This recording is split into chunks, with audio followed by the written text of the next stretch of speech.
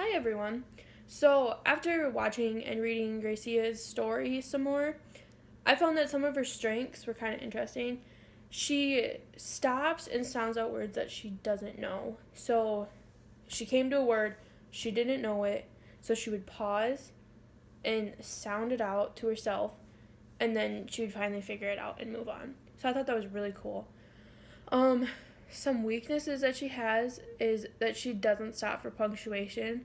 She just rambles on and on and on. Doesn't ramble, but she goes on and on and on the story. So she doesn't stop and pause for the commas or doesn't stop for periods.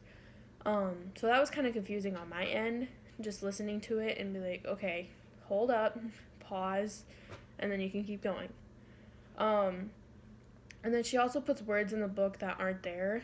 So that was confusing also on my end too. Just looking at that and be like, hey, where did you come up with this word at? So one strategy that I came up with for that weakness of putting words in the book that didn't belong there was sequencing illustrations. So you would do this before you would start to read.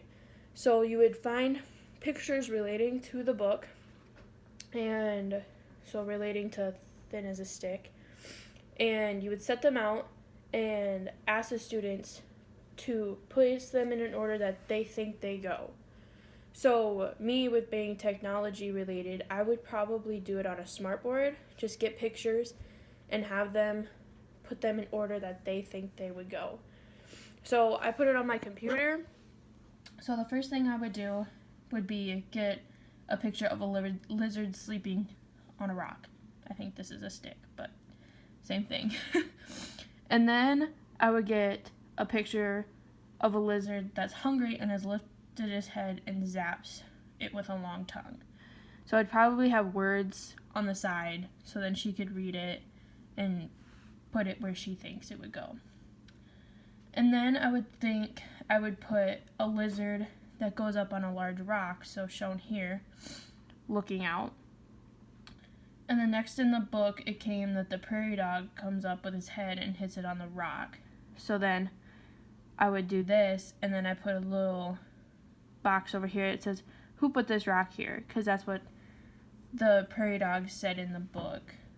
Then the next, I wouldn't put the whole book in here just because I want the reader to know what I don't want her to know exactly what she's going to be reading about.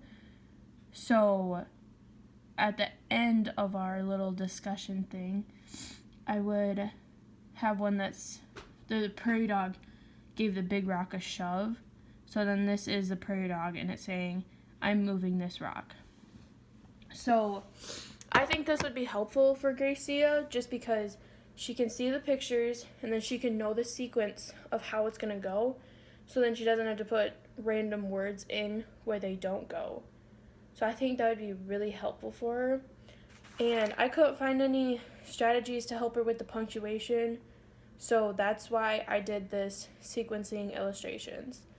I think Gracia did a really good job with reading. I was honestly surprised on how good she did just from, analyzing before. And I know I probably shouldn't do that, but I did. So I thought that she did a really good job for her circumstances.